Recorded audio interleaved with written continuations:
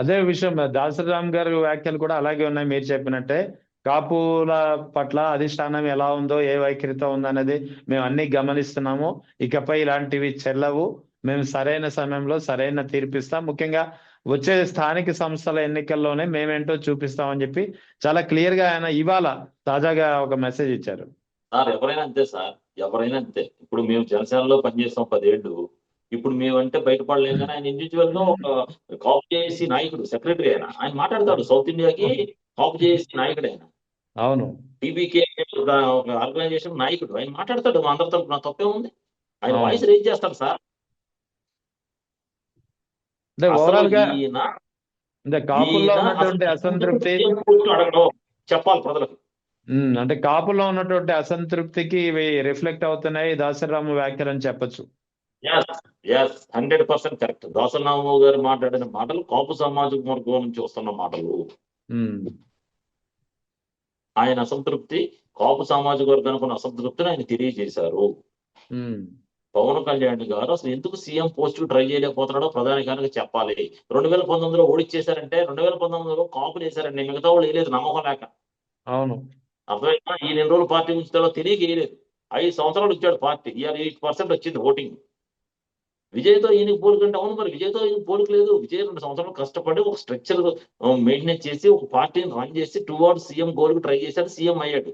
ఈయనకి అది లేదు కదా, సీఎం అవ్వాలనే కోరిక ఈయనకి లేదు. చంద్రబాబు నాయుడు కుటుంబం సీఎం అవటమే ఈయన గోలు. ఆ విషయం తెలుసుకోక మాలాంటి కాపులు మధ్యలో ఆటలు అట్టుకుండగా డబ్బులు ఖర్చు పెట్టుకుని టయాన్ని వేస్ట్ చేసుకుని కూర్చున్నాము. ఓకేనా? కాపు కులాన్ని ఆయన మోసం చేశాడని కూడా అనలేదు. మేము మోసగించబడ్డాం, ఆయన మోసం చేయలేదు. ఆయన కాపుల ఆకాంక్షని అడ్డు పెట్టుకుని చంద్రబాబు నాయుడికి అధికారం అప్పచెప్పాడు. ఇక ఆయన ఆటలు సాగవు. నెక్స్ట్ ట్రిప్ కుదరదు. ఆయన ఎన్ని పొర్లు దండాలు పెట్టే పరిస్థితి వస్తుంది. పవన్ కళ్యాణ్ గారు కాపు కులానికి పొర్లు దండాలు పెట్టా సరే నమ్మరు.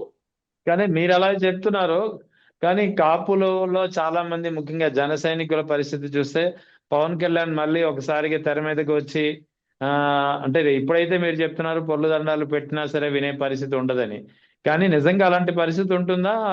ఖచ్చితంగా లేదా పవన్ కళ్యాణ్ ఒక్కసారిగా తన సినీ యాటిట్యూడ్ చూపిస్తే మళ్ళీ ఆయనకి దాసం అయ్యే పరిస్థితి ఉంటుందా? అంత పిచ్చోళ్ళు ఎవరున్నారు సార్? కాపుల్లో 80% టికెట్ ఇస్తున్నారండి. ఎలా మాట్లాడతారు సార్? అంత పిచ్చోళ్ళు ఎవరు లేరు సార్. హైదరాబాద్, బెంగళూరు, చెన్నైలో సాఫ్ట్వేర్ రంగంలో అత్యధికంగా ఉద్యోగాలు ఉన్న కమ్యూనిటీ మాది సార్. మహిళలు కూడా ఎక్కువ సార్. కాపు మహిళలు ఇలా జాబుల్లో రాణిస్తున్నారు సార్, మా సోదరి మనులు. మీరు ఎలా అంటారంటే అంత అమాయకులు కాదు. మా ఆకాంక్ష అమాయకమైనది. మేము అమాయకులం కాదు, మేము తిరుగు తక్కువడం కాదు. మాకు చదువులో మమ్మల్ని కొట్టినోళ్ళు కూడా లేరు. ఉద్యోగాల్లో కూడా మేము చాలా హైఫైలో ఉన్నాం. కానీ ఒకటే మైనస్, మా ఆకాంక్ష సీఎం.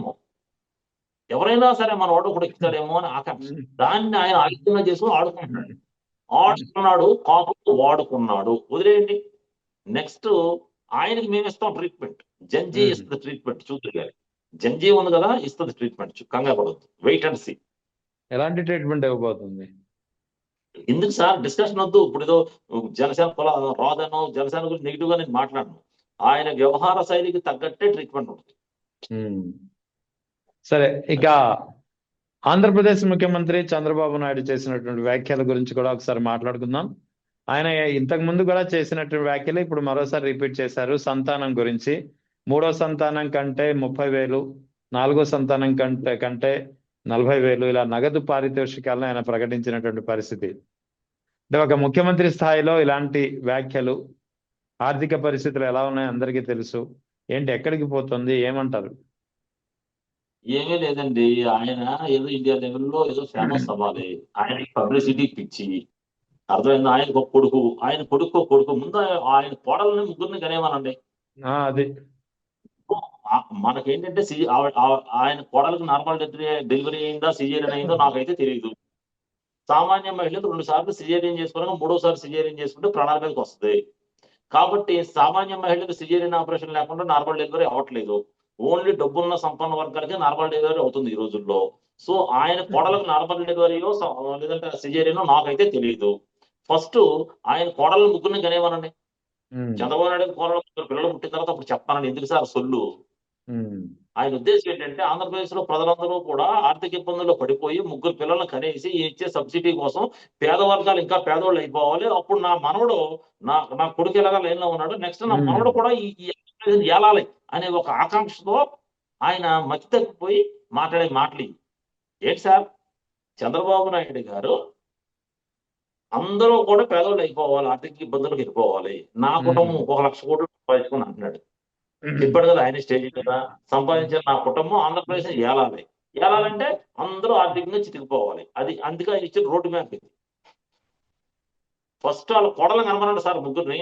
ఈ నెలగా కనలేదు, వయసు అయిపోయింది, కొడలు ట్రై చేయమనండి, కొడుకుని ట్రై చేయమనండి సార్, ఎంగే కదా.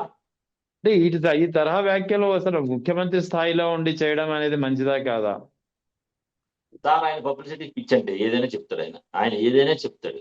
మోడీని తిట్టాడు, అదే మోడీకి దండాలు తిట్టాడు. మొన్న సిగ్గుండాలి, మొన్న మోడీని తిట్టిన ఈయన ఇదే మోడీకి వంగి వంగి వంగి దండాలు పెడుతున్నాడు. ఎందుకంటే అమరావతి రాకపోతాను భయం వేసి.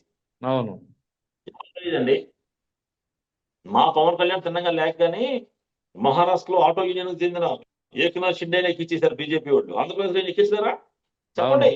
ఏకనాథ్ షిండే ఎలా అయ్యాడు సీఎం? ఆంధ్రప్రదేశ్ లో మమ్మల్ని అవ్వలేడు. కాకపోతే ఏంటంటే మేము నమ్ముకున్నవాడు మమ్మల్ని నట్టేట్లో ముంచేశాడు. దట్స్ ఆది మా బ్యాట్ల.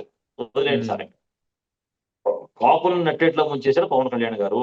మా ఆకాంక్ష విరుద్ధంగా వెళ్ళిపోయాడు. ఇప్పుడు కాపులు అవసరం లేదన్నాడు, ఎందుకంటే కమ్యూనిటీ నుంచి ప్రజలు వస్తుంది కదా. విజయం ఎక్కిన తర్వాత కమ్యూనిటీ నుంచి విపరీతమైన ప్రజలు వస్తుంది. అందుకే ఒక్కలం కోసం లేడంటే ఆయన మా ఆత్మగౌరవాన్ని కాపాడతాడు. ఎక్కడ కాపాడతాడు?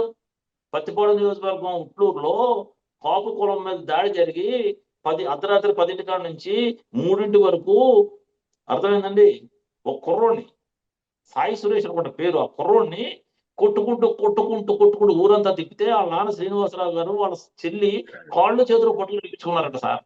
దాసరాము గారు చెప్తున్నాడు. జన సైనికుల మీదే రెడ్డ ముక్కు ఉపయోగిస్తున్నారు సార్. ఇంకేం చెప్పండి, పవన్ కళ్యాణ్ నమ్ముకున్నందుకు దొర్లిచ్చి తొలుతున్నారు సార్ మమ్మల్ని.